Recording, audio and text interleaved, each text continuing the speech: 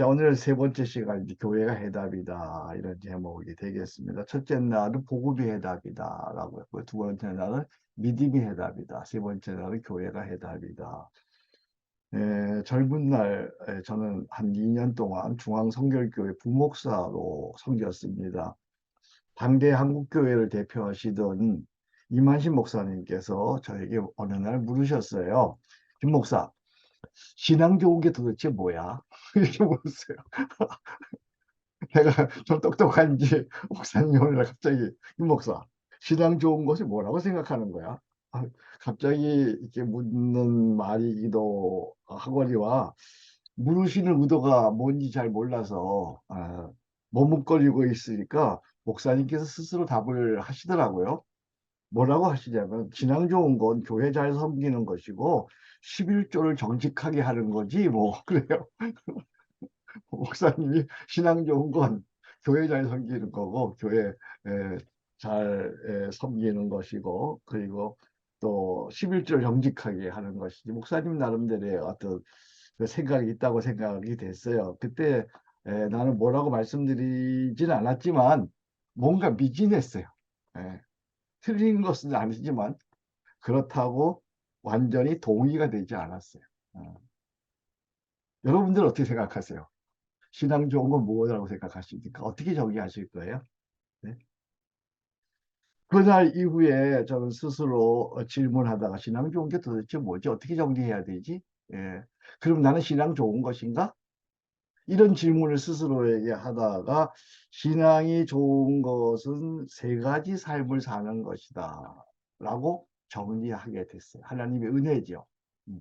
그래서 오늘 여러분 교환에다가 적어 놨는데 건강한 기독교 믿음은 무엇인가? 첫 번째는 신앙 고백적 삶을 사는 것이다. 예, 신앙 고백만 하는 게 아니라 신앙 고백적 삶을 사는 것이다. 일상에서 사소한 일에서 언제 어디서나 무엇이든지 예수는 그리스도이심을 고백하고 예수는 그리스도이심을 보여주는 사람, 보여주는 것. 그것을 예, 신앙 고백적 삶을 사는 것이고 예수 잘 믿는 삶이다. 이렇게 정리를 했죠. 사도 바울이 이것을 이렇게 얘기하죠. 우리가 로마서 14장 8절이네. 우리가 살아도 주를 위하여 살고 죽어도 주를 위하여 죽으니 우리가 살아 죽으나 주의 것이로다. 그래서 언제 어디서나 무엇이든지 누구에게든지 예수는 그리스도이심을 고백하고 보여주는 삶. 그 예수 잘 믿는 삶의 첫 번째 예, 모습입니다. 두 번째는 예수 잘 믿는다는 것은 성경 중심적 삶을 사는 것이다. 내 삶의 모든 기준이 뭐가 돼요? 성경이 되고 내 모든 판단과 결정의 근거가 뭐가 돼요? 성경이 되며 매일 성경을 읽고 그 성경의 교훈과 감화를 따라 사는 것. 그것이 바로 예수 잘 믿는 것이다.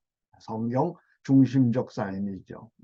디모데후서 뭐 13장 16절이죠. 모든 성경은 하나님의 감동으로 된 것으로 교훈과 성경의 교훈받는 것이 교훈과 책망과 성경의 책망받는 것이 책망과 의로 교육하기에 바르게 함과 성경에 교정받는 것이죠. 그리고 의로 교육하기에 유익하니 이는 하나님의 사람을 온전케 하며 그러니까 이 성경을 내 삶의 기준으로 판단으로 그리고 결정의 근거로 그리고 날마다 성경의 교훈과 감동을 따라 사는 것 교회를 거룩한 공교회로 믿고 한 교회 가족으로서 함께 예배하고 양육받고 성도의 교제를 나누며 그리스도의 몸인 교회를 온전히 세우는 것 그것이 바로 예수 잘 믿는 것이다. 그래서 이 예수 잘 믿는 것은 또 특별히 진정한 건강한 기독교 믿음은 언제나 세 가지가 함께 가는 거예요. 뭐가 함께 간다고요? 신앙 고백하고, 그 다음에 성경 중심하고, 그리고 교회를 세우는 삶. 이 세 가지가 함께 가는 거예요. 신앙 고백, 성경, 교회.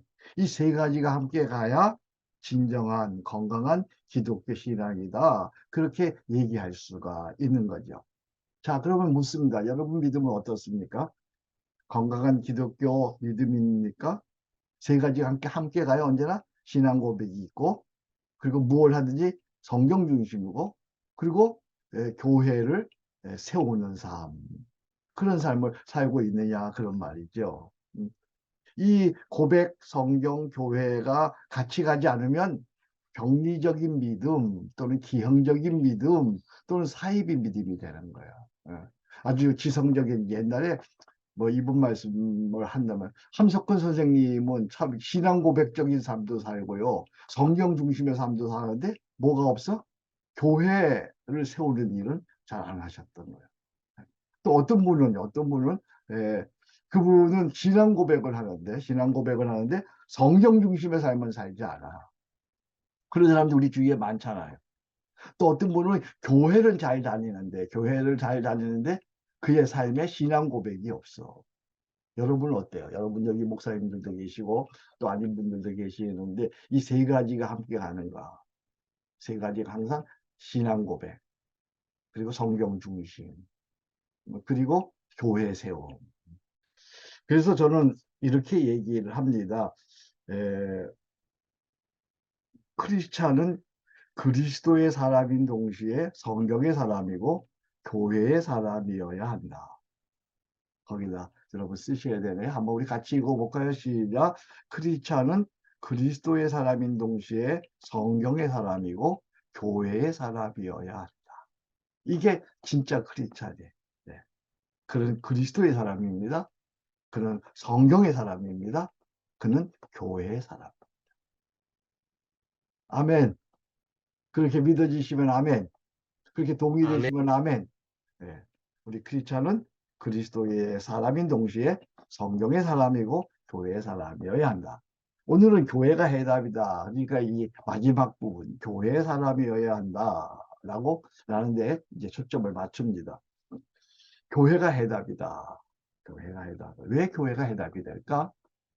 인생의 모든 문제에 교회가 왜 해답이 될까? 그것은 교회는 그리스도의 몸이기 때문에. 교회는 그리스도의 몸이다. 이건 뭔 뜻이에요? 제가 잠깐 물어봐요. 그죠? 오늘 처음 물음을 뭐였어요? 건강한 신앙. 예수 잘 믿는 신앙은 뭐냐? 이렇게 물어봤어요. 그러면 그리스도의 몸이라는, 교회가 그리스도의 몸이다. 이건 뭐예요? 무슨 뜻이에요? 음, 첫 번째는, 교회는 그리스도의 현존을 경험하는 신앙 공동체이다. 그리스도의 현재 살아계심. 세상에서 오늘도 살아계시는 그리스도 하나님을 경험할 수 있는 유일한 곳이 있다면 거기가 어디예요? 바로 교회이죠. 세상 그 어떤 곳에서도 살아계신 하나님의 현존을 경험할 수 없어요. 오직 교회에서만이 살아계신 하나님의 현존을 경험할 수 있어요. 교회는 예수의 영, 성령의 임재가 있는 예배가 있어요. 그리고 성령의 임재가 있는 코이노니아, 성도의 사귐, 성도의 교제가 있어요. 이것을 통해서 우리는 오늘도 살아계신 하나님을 경험하는 거죠.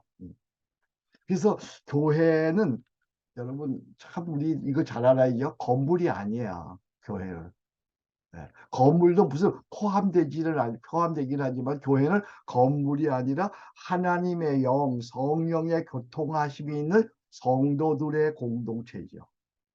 그래서 크리스찬은 당연히 교회 공동체에 속하고 교회를 그리스도의 몸으로 알아서 생명을 다해 사랑하는 거죠. 그래서 우리는 이렇게 고백합니다. 교회 사랑이 그리스도 사랑이다. 한번 따라합시다. 교회 사랑이 교회 그리스도의 사랑이 사랑이다. 아멘. 자, 오른손 드세요. 내가 앞부분 여러분 뒷부분 하세요. 교회 사랑이 그리스도 사랑이다. 그리스도의 사랑. 교회 사랑이 그리스도 그리스도 그리스도의 사랑. 사랑이다. 사랑이다. 교회 사랑이 그리스도의 그리스도의 사랑. 사랑이다. 아멘. 교회 사랑이 그리스도 사랑이야. 그렇다고 한다면 여러분 교회를 정말 사랑해야죠. 그러니까 교회를 함부로 대하는 건 예수님을 함부로 대하는 거야. 교회를 우습게 여기는 것은 예수님을 우습게 여기는 거야. 많은 목사들이, 많은 교회 장로들이 교회를 함부로 대. 교회를 우습게 대. 교회에 대해서 무례해. 그건 예수님에 대해서 무례한 거야. 예수님이 다 보고 계세요. 교회는 교회 사랑이 그리스도 사랑임을 우리는 잊지 말아야 할 거예요. 두 번째는 교회는 그리스도의 뜻을 실현하는 구원 공동체. 그리스도의 뜻을 실현하는 구원 공동. 하나님께서 세상에 오신 목적, 예수님으로 세상에 오신 목적은 뭐예요? 인류 구원이죠. 모든 사람이 구원을 받으며 진리를 안 예수님을 아는데 이르기를 원하시느니라. 그러니까 쉽게 말하면 교회가 뭐 하는 데냐? 교회는 사람이 살아나는 곳이야. 사람이 어떻게 살아납니까?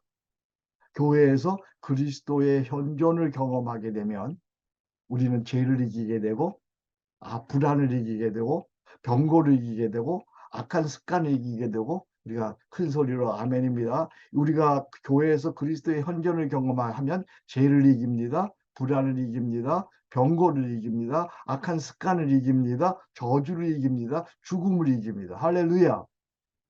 이렇게 사람이 살아나는 교회가 되면 교회는 기쁨이 충만한 세상을 이기는 교회가 되는 거죠. 그래서 교회는 늘 사람이 살아나는 한우가 가득한 축제의 장이에요. 한우가 가득한 축제의 장. 사람이 살아나면 우리 얼마 전에 탄광 갇혔던 사람이 열흘 만에 살아났잖아요. 그때 온 국민이 환호했죠. 그 동네뿐만 아니라 온 국민이 환호했어. 그럼 교회에서 사람이 하나씩 살아나면 말이에요. 모두가 환호하고 기뻐하는 한우가 가득한 축제의 장이 되는 거죠. 그래서 목사는 또 교회 중진들은 늘 물어야 하는 질문이 있는데 우리 교회 몇 명 모이느냐 이거 아니야. 뭘 물어야 돼요? 우리 교회 성도들 살아나고 있는가. 몇 명 모이는 걸 묻지 말고 모인 사람들이 살아나고 있느냐를 물어. 정말 오늘 교인들 5명 모였어. 근데 그들이 모일 적마다 살아나는 거야. 모일 적마다 기뻐하는 거야. 모일 적마다 감사하는 거야. 모일 적마다 기도응답이 일어나는 거야. 모일 적마다 역사가 일어나는 거야. 그러면 그 교회가 어떻게 되겠어요? 기쁨이 막 넘치는 교회, 부흥하는 교회. 그러니까 자꾸만 몇 명 모이는 거 묻지 말고 모인 사람들이 살아나는가. 나도 그래요. 우리 한성 공동체 내가 목회할 때, 현직 목회할 때 보면 비하면 사람 숫자를 얘기하면 오늘 여기 들어오는 사람 숫자를 얘기하면 이게 할 맛이 안 나. 근데 여러분들이 살아나거든. 한 사람 한 사람이 살아나거든. 그 살아나는 것으로 인하여 나는 기뻐하는 거야. 그러니까 몇 사람 모였느냐 이게 중요한 게 아니야 교회는. 모인 무리들이 살아나느냐가 중요해. 아무리 많이 모여도 살아나지 않으면 뭐예요? 여러분 체육관, 운동장에 가서 야구장 가봐. 몇만 명이 모였어요. 그리고 막 한화가 그랬어요. 근데 돌아가면 아무 일도 안 일어나. 진짜 살아나요. 세 번째로, 교회는 그리스도의 몸입니다라고 하는 뜻은 교회는 그리스도의 충만을 누리는 축복 공동체입니다. 그리스도 예수는 만물을 창조하시고 만물을 다스리시고 만물을 충만케 하시는 만왕의 왕 만주의 주이세요. 이 예수님께서 십자가에 죽으시고 부활하셔서 이를 믿는 자, 성도들로 인하여 뭘 세우신 거예요? 교회를 세우셨어요. 그리고 친히 이 예수님께서 교회의 뭐가 되셨어요? 머리가 되셨어요. 교회의 주인이 되셨어요. 그래서 교회는 온 세상을 충만케 하는 축복의 공동체인 거야. 그러니까 예수 그리스도 이분이 교회의 머리이기만 하면 예수 그리스도 이분이 교회의 주인이기만 하면 잘 들어보세요. 아무리 작고 아무리 초라한 교회라고 할지라도 그 교회로부터 뭐가 흘러나온다? 축복이 흘러나오는 거야.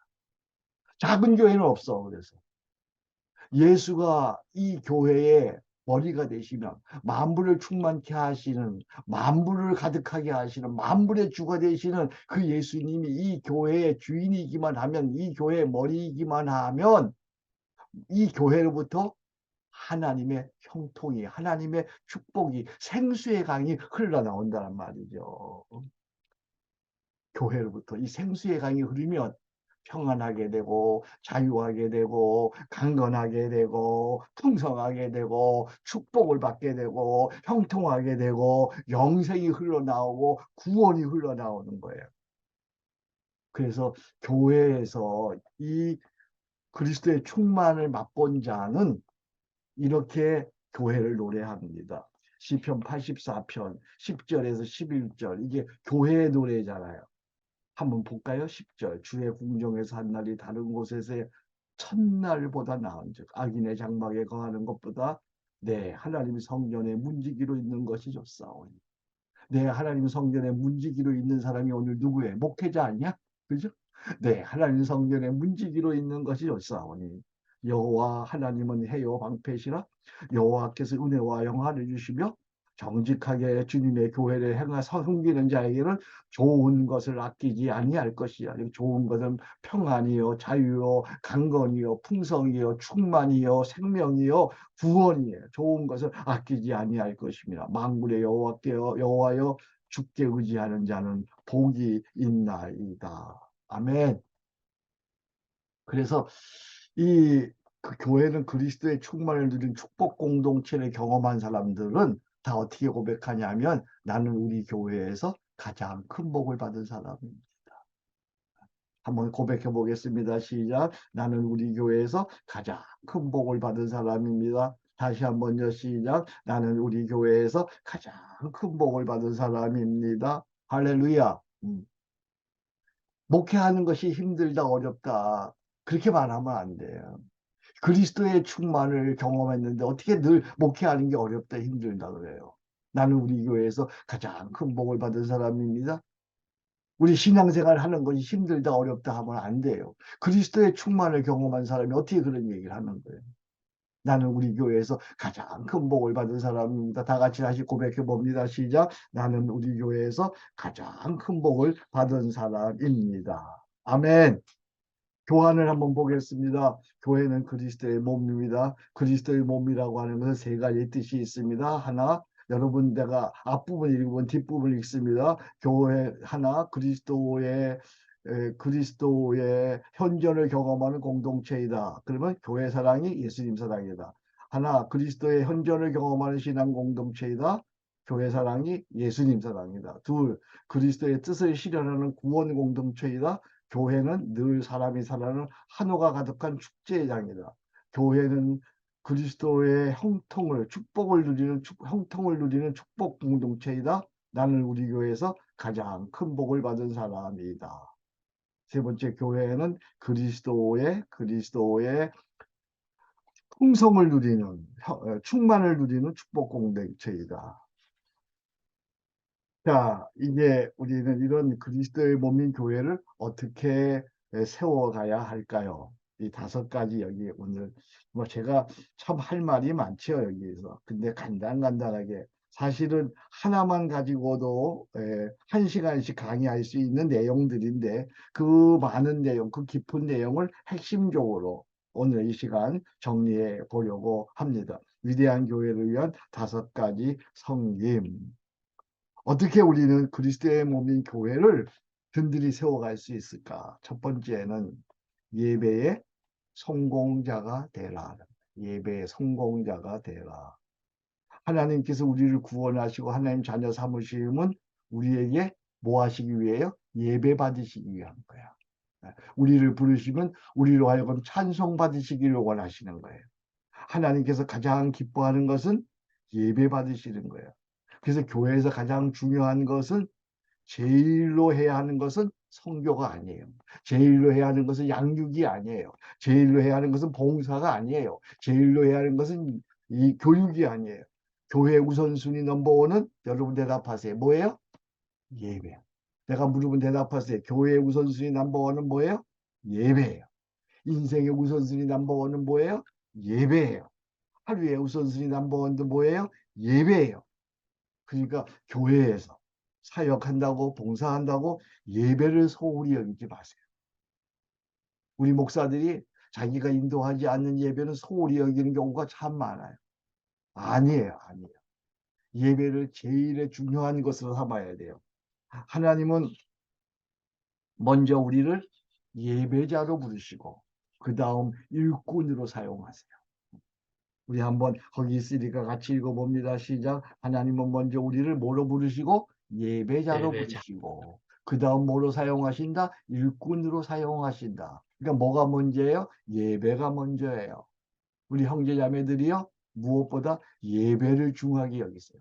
예배를 귀하게 여기세요. 예배를 제일로 여기세요. 예배의 성공자가 되세요. 예배 성공이 신앙 성공이에요. 신앙 성공이 인생 성공이에요.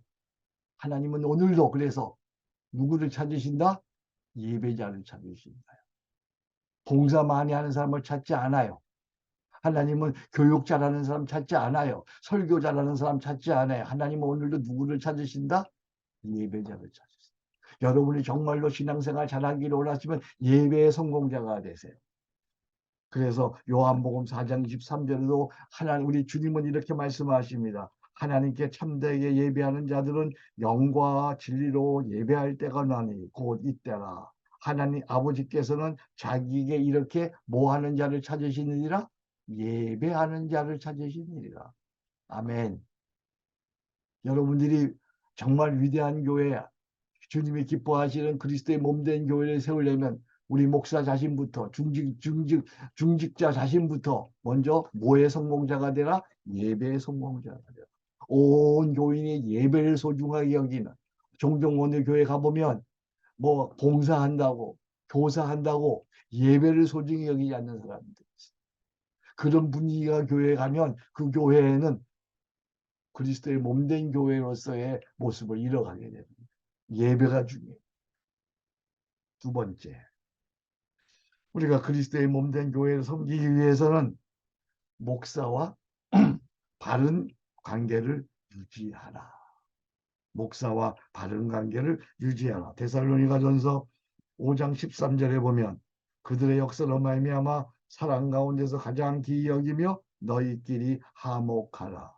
12절을 못 썼는데 12절을 한번 들어보세요. 형제들아 우리가 너희에게 구하노니 너희 가운데서 수고하고 주 안에서 너희를 다스리며 권하는 자들을, 이들이 누구예요? 이들이 목회자들이죠. 이들을 너희가 알고, 그랬어요. 알고. 12절에 보면 너희가 목회자를 알고, 목회자를 알아야 그 다음에 나오는 가장 기이 여기며 그러잖아요. 목회자를 가장 기이 여기는데 목회자가 누구인지 알아야 가장 기이 여기며. 목사가 누구예요? 우리 목사님들 목사가 누군지는 아세요? 목사는 성도와 교회를 온전히 세우기 위해 하나님께로부터 보냄받은 사람이죠. 사람. 교회와 성도를 온전케 세우기 위해서 하나님께로부터 보낸 사람이에요. 그래서 목사를 대할 때 기본적인 태도는 이거예요. 저분은 하나님이 보낸 사람이다. 이게 가장 귀한 태도, 가장 바른 태도죠. 저분은 하나님이 교회를 온전하게 하고 나를 온전케 하기 위해서 하나님이 보낸 사람이다. 왜 하나님이 나를 위해 보낸 사람일까? 나를 온전케 하기 위해서, 나의 신앙을 성숙하게 하기 위해서, 나를 복주시기 위해서. 그래서 가장 귀히 여기는 거예요. 왜 가장 귀히 여겨요? 하나님이 보낸 사람이니까. 아멘. 그래서 목사를 함부로 대하는 것은 하나님을 함부로 대하는 것이고, 목사를 무례히 대하는 것은 하나님을 무례히 대하는 것이고, 목사를 업신여기는 것은 하나님을 업신여기는 거야. 그는 하나님이 보낸 사람이에요. 여기서 사람이에요. 그가 사람. 그는 천사도 아니고 슈퍼스타도 아니고 그는 어떤 능력자도 아니에요. 사람이야. 그런데도 불구하고 그를 가장 귀히 여겨야 돼. 왜? 하나님이 보낸 사람이기 때문에. 그러면 가장 귀히 여긴다는 것은 뭐예요? 밥 대접하는 게 가장 귀히 여기는 거예요? 뭐 먼저 존중하는 게 가장 귀히 여기는 거예요? 아니면 옷 사주는 게 가장 귀히 여기는 거예요? 도대체 뭐 하는 게 가장 귀히 여기는 거예요? 가장 귀히 여긴다는 것은 그를 위해 가장 먼저 기도한다는 것. 그를 위해 가장 먼저 기도한다는 것. 그래서 우리 여기 살아가는 성도들은 목사를 위해 그 누구보다도 먼저 기도하는 것. 목사의 영성을 위해서, 목사의 가정을 위해서, 목사의 건강을 위해서. 목사 건강하지 않으면 목회를 제대로 할 수가 없어요. 목회의 자녀를 위해서. 무엇보다 목사의 리더십을 위해서, 제일 먼저 목사님의 영성을 위해서, 십자가 부활의 능력으로 영성으로 목회할 수 있도록 목사와 바른 관계를 유지하라. 목사를 가장 기히 여겨라. 뭘 사주는 것이, 뭐 밥 사주는 것이, 옷 사주는 것이 목사를 기히 여기는 게 아니야. 정말 그를 위해서 가장 먼저 기도하는 것. 정말 나는 교회를 든든히 세우기 위해서 여러분들이 목사와 바른 관계를 유지하기를 주의 이름으로 축복합니다. 세 번째는 소그룹에 적극 참여하라는 거예요. 소그룹은 우리가 흔히 얘기하기를 교회 안의 교회라 그러죠. 에클레시아인 에클레시아, 교회 안의 교회이죠. 교회는 모든 성도가 함께 예배하는 뭐가 있어요? 공교회가 있죠. 온 교회 성도들이 함께 기도한 공교회가 있어요. 그리고 성도의 교제를 나누는 교회 안의 소그룹이, 교회 안의 교회인 소그룹이 있죠. 이 소그룹에서 성도의 교제가 이루어져요. 대그룹, 온 교회가 함께 예배하는 그 성도의 교제가 이루어질 수가 없어요. 이 소그룹에서만이 성도의 교제가 이루어지는 거예요. 이 소그룹에서 그리스도 안에서 서로 알아요. 서로 기도해요. 서로 위로해요. 서로 격려해요. 서로 고난에 동참해요. 서로 짐을 져줘요. 서로 이끌어줘요. 마지막 죽을 때는 소그룹 식구들이 함께 임종 예배를 드리면서 난 이렇게 표현해요. 죽음의 강도 함께 걷네. 서로 함께 걷네. 이 소그룹은 서로야, 서로. 서로가 핵심이야. 서로가 알아가요. 서로 기도해요. 서로 위로해요. 서로 격려해요. 서로 고난의 짐을 져요. 서로 이끌어줘요. 그리고 마지막에는 서로 죽음의 강도 함께 건너는 게 소그룹이란 말이야. 소그룹을 안 하는 사람은 가장 똑똑한 것 같지만 가장 미련하고 우둔한 사람. 저는 서초교회 하면서 또 지금은 여러분들과 함께 기도 소그룹을 하면서 참 그런 경험들을 많이 했어요. 그 소그룹에서 정말 신실하고 좋은 그 소그룹의 리더들이 지극정성으로 그 소그룹을, 교회 속의 소그룹을, 경도의 사귐을 너무 잘하는 거예요. 진짜 서로 알고 서로 위로하고 서로 기도하고 서로 울고 서로 집을 져주고 서로 이끌어주고, 그리고 임종 예배 시 같이 드려지고 장례까지 같이 드려지고 장례 끝난 뒤에 또 같이 위로하고, 그러고 나면 남아있는 그 식구가 뭐라 그러는지 알아요? 소그룹이 없었으면 어쩔 뻔했을까? 어? 우리 소그룹 식구들이 나를 살렸어요. 서초교회는 그런 소그룹들이 많이 있어, 많이 있어. 그러니까 교회가 되는 거예요, 교회가 되는 거예요. 나는 여러분들이 여러분의 교회에 작으면 작을수록 그런 소그룹을 만들어 가세요, 소그룹. 그게 교회야, 그게 교회. 교회 작다고 불평하거나 아니면 낙심할 이유가 없어요.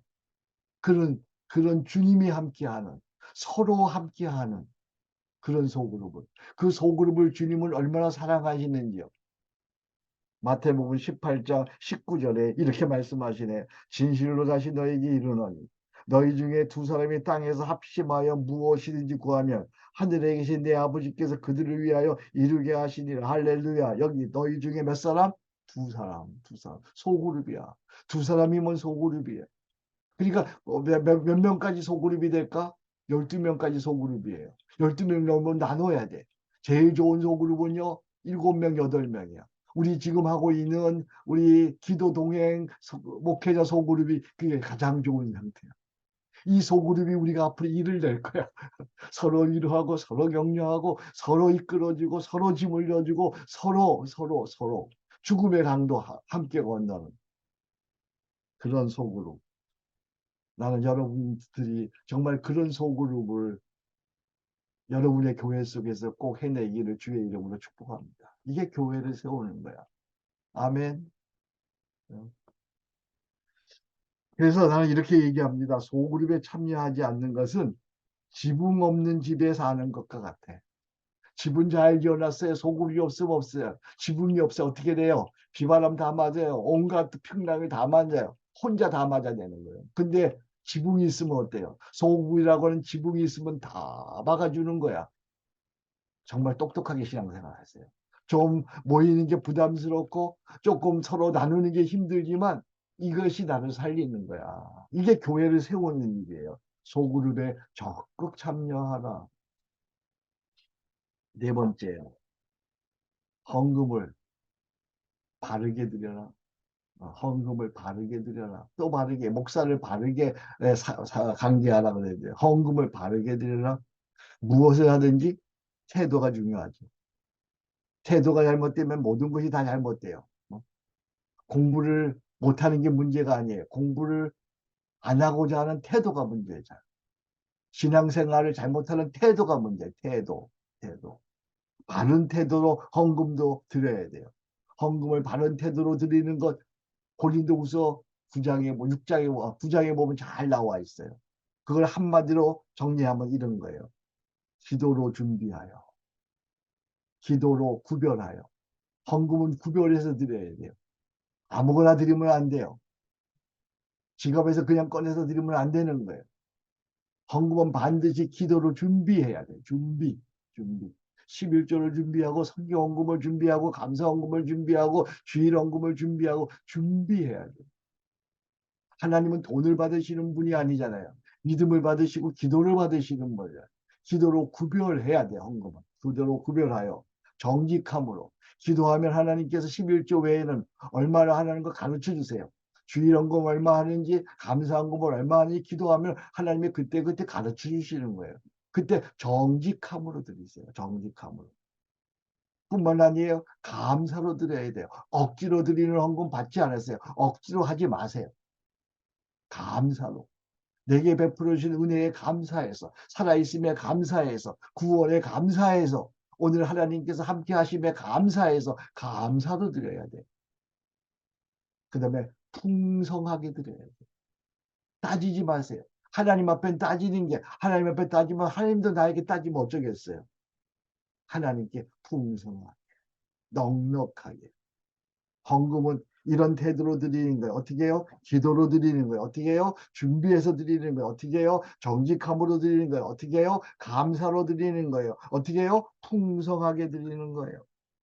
헌금 어떻게 바르게 드린다고요? 시작. 기도로 드립니다. 준비하여 드립니다. 정직함으로 드립니다. 감사로 드립니다. 풍성하게 드립니다. 내가 사실은 이런 거 예하를 쓰면 뭐 설교가 얼마나 오래 길어지겠어요. 그죠? 하나하나 예하가 다 있겠지요. 어. 이렇게 여러분들이 헌금을 기도로 드리고 준비하여 드리고 정직함으로 드리고 감사로 드리고 풍성하게 드리면 하나님께서 어떤 은혜를 베풀어 주시느냐? 놀라운 은혜를 베풀어 주시죠. 고린도후서 9장 8절이에요. 고린도후서 9장은 헌금장이라고도 하지요. 거기 결론이 이렇게 나옵니다. 같이 읽어봅니다. 시작. 하나님의 능히 모든 은혜를 너희에게 넘치게 하시나니 이는 너희로 모든 일에 항상 모든 것이 넉넉하여 모든 착한 일을 넘치게 하려 하심이라. 할렐루야. 이야, 헌금을 바르게 드리니까 하나님이 이런 복을 약속하셨어요. 바르게 헌금을 드리지 않으니까 이런 하나님의 풍성의 은혜를 못 받는 거예요. 여기 보니까 다시 보세요. 고린도후서 9장 8절 하나님의 능히 뭐라 그랬어요? 모든. 이게 모든이 몇 번 나옵니까? 모든 일에, 모든 것이, 모든 착한 일. 그래서 나는 여기 이 복을, 헌금을 바르게 드릴 때 주시는 복을 모든, 항상 넘침의 복이라고 그래요. 여기 항상이 있어요. 너희 모든 일 너희에게 넘치게 하시. 이는 너희로 모든 일에 항상 모든 것이 넉넉하여 모든 착한 일을 넘치게 하려 하십니다. 그 다음에 반복되는 단어가 또 있어요. 넘침이에요. 하나님이 네 모든 은혜를 너에게 넘치게 하시나니 이는 너희로 모든 일이 항상 모든 것이 넉넉하여 모든 착한 일을 넘치게 하심이라. 넘침이 세 번 나와요. 세 번. 그래서 나는 여기다 이름을 붙였어요. 헌금을 바르게 드리는 이에게 주시는 하나님의 축복 모든 항상 넘침의 복이에요. 할렐루야. 정말 여러분 헌금을 바르게 드리면 모든 항상 넘침의 복을 받아요. 우리 목사님들 이거 잘 가르쳐 주세요. 헌금을 바르게 드리는 것. 다섯 번째로 교회를 세우는데 참 중요한 게 있죠. 할 수 있는 대로 믿음의 말을 하라. 아니면 침묵하라. 할 수 있는 대로 믿음의 말을 하라. 참 교회 보면서 말이 얼마나 중요한지. 교회는 말의 공동체 아니에요? 기도의 공동체, 설교의 공동체, 찬송의 공동체잖아요. 어? 이 말이요, 능력이 있어요. 말은 세 가지 능력이 있어요. 말은 각인력이 있어요. 말하면 머리에 와서 심장에 와서 꽂혀요. 각인이 된단 말이에요. 말에는 견인력이 있어요. 그 말이 나를 끌고 가요. 그죠? 그 말이 나를 실망으로 끌고 가기도 하고 격려로 끌고 가기도 하고 그 말이 나를 끌고 갑니다. 견인력이 있습니다. 그 말은 성취력이 있어요. 말하는 대로 되는 거예요. 말하는 대로. 성취력이 있어요. 그래서 인생은 말하는 대로 되는 것이고 그 가정은 말하는 대로 되는 것이고 그 공동체는 말하는 대로 되는 거예요. 우리 하나님도 그렇게 말씀하셨어요. 내 귀에 들리는 대로 내가 행하리라. 야, 이거 무서운 말이잖아요. 내 귀에 들리는 대로 내가 행하리라. 그러니까 언제 어디서나 누구에게든지 무엇에든지 우리는 믿음의 말을 해야 되고 믿음의 말이란 뭐예요? 믿음의 말. 그 사람을 아끼고 사랑해서 그 사람을 살려내는 말이죠. 말은 그 사람을 죽일 수도 있는데 믿음의 말은 그 사람을 살려내는 말이에요. 사람을 살리는 믿음의 말은 이런 거죠. 구체적으로 얘기하면 사랑합니다. 존경합니다. 또는 감사합니다. 미안합니다. 덕분입니다. 기도합시다. 교회에서 이 말을 많이 해야 돼. 가정에서 이 말을 많이 해요. 사랑합니다. 아내한테도 사랑합니다. 존경합니다. 난 당신 존경해요. 존경합니다. 목사님에게도 존경합니다. 존경합니다. 성도들에게 주 안에서 사랑합니다. 이런 말을 많이 해요. 그 다음에 감사합니다. 다 당신 덕분에 감사합니다. 감사합니다. 감사합니다. 그리고 잘못한 일에 대해서 늘 바르게 미안합니다. 좋은 일이 생겼으면 당신 덕분입니다. 내가 한 게서 당신 덕분입니다. 은혜입니다. 어려운 일이 있으면 기도합시다. 기도합시다. 불평할 때 가서 그래서 우리 기도합시다. 기도합시다. 근데 사람이니까 도저히 그 상황을 이해할 수 없을 때 또 용납되지 않을 때에는 어떻게 해요? 그 침묵할 수밖에 없지요. 뭐. 때로는 우리가 믿음의 말을 할 수 없을 때가 있어요. 그렇잖아요. 믿음의 말을 할 수 없을 때는 어떻게 해야 돼요? 네? 침묵하는 수밖에. 내가 침묵하지 않으면 어떻게 해야 돼요? 불평이 나오고 원망이 나오고 짜증이 나오고 그리고 다른 사람을 해치는 말이 나오니까요. 내가 받아들일 수 없을 때, 이해할 수 없을 때, 용납할 수 없을 때는 뭐 해야 돼요? 침묵해야 돼. 침묵. 여리고성 무너뜨릴 때 여리고성을 매일 한 바퀴 돕니다. 마지막 날 일곱 바퀴 돕니다. 그때 하나님께서 하신 말씀이 뭐예요? 여호수아서 6장 10절입니다. 여호수아가 백성에 명령하여 이르되 너희는 외치지 말며 너희 음성을 들리게 하지 말며 너희 입에서 아무 말도 내지 마라. 야, 여기 보니까 세 번이나 침묵을 얘기하네. 외치지 말며 음성을 들리지 말게 하며 입에서 아무 말도 내지 마라. 침묵해라, 침묵해라, 침묵하라. 왜 침묵하려는 거예요? 뭐 때문에 침묵하냐? 이해할 수 없어. 그죠? 이거 받아들일 수 없는 일이야. 내가 교회 일을 어떻게 다 이해할 수, 하나님의 일을 어떻게 다 이해할 수 있어? 그럼 교인들이 어떻게 해요? 막 불평해요, 원망해요, 뭐. 저는 목사는 뭐 하는 사람인지 알아요? 불평, 원망, 이런 것들을 차단하는 사람이에요. 저는 서초교회 할 적에 이런 불평이 못 나오고 있어요. 기도하세요. 기도. 침묵하세요. 하나님이 어떻게 행하시는가 보십시다. 침묵. 그러니까 내가 이해할 수 없을 때, 받아들일 수 없을 때, 용납할 수 없을 때, 그때 말하지 말란 말이에요. 침묵하란 말이야. 목사가 그때 막 말을 해요. 설교로 말을 해요. 그러면 교회가 막 분란이 일어나고 더 어려워지는 거예요. 침묵해. 침묵이 뭐예요? 침묵 거기다 써놨어요. 내가 뭐라고 썼어요? 침묵은 단지 그냥 말을 그치는 것이 아니다. 해야 할 말이 무엇인지 하나님께 묻고 기다리는 것이다. 하나님께서 가르쳐 주실 때까지, 알려주실 때까지 기다리고 하나님께 묻고 기다리는 거예요. 그게 침묵이야. 이런 훈련을 우리 목사들부터, 우리 중진부터 시켜야 돼요. 어려운 일이 있을 때, 용납할 수 없을 때, 받아들일 수 없을 때, 이해할 수 없을 때 하나님의 선하심을 믿고 침묵하는 훈련. 위대한 교회를 위한 5가지 섬김. 첫 번째가 뭐였어요? 예배 성공자가 되라. 하나님은 먼저 우리를 예배자로 부르시고 그 다음 일꾼으로 사용하신다. 두 번째가요. 목사와 바른 관계를 유지하라. 목사를 가장 귀히 여긴다는 것은 가장 먼저 기도한다는 것이다. 소그룹에 적극 참여하라. 소그룹에 참여하지 않는 것은 지붕 없는 집에 사는 것과 같다. 헌금을 바르게 드려라. 헌금을 바르게 드리는 것은 기도로 드리는 것이다. 준비하여 드리는 것이다. 정직함으로 드리는 것이다. 감사로 드리는 것이다. 풍성하게 드리는 것이다. 할 수 있는 대로 믿음의 말을 하라. 아니면 침묵하라. 침묵이 뭐예요? 침묵은 단지 그냥 말을 붙이는 것이 아니다. 해야 할 말이 무엇인지 하나님께 묻고 기다리는 것이다.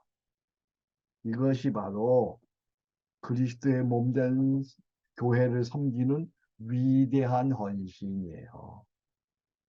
위대한 헌신. 그런데요, 사실은 헌신이 아니야. 나 같은 죄인, 저주받아 죽어 마땅한, 비참하게 살다가 죽어 마땅한 지옥 갈 우리를, 이 죄인을 살리신 은혜를 생각하면 헌신이 무슨 헌신이야. 무한한 영광이고 말로 다 할 수 없는 놀라운 특권이지. 언제부터 우리가 헌신해요? 그렇잖아요, 여러분. 어? 무슨 헌신을 해요? 나 같은 죄인, 이미 죽어 마땅한 저주받아 비참하게 살 수밖에 없는, 정말 너무너무 처참한 인생을 살아야 하는 나를 살리셨고, 그리고 놀라운 하나님의 그 영광스러운 일을 맡겨주셨는데 무슨 헌신이야. 무한한 영광이요. 말로 다 할 수 없는 특권이죠.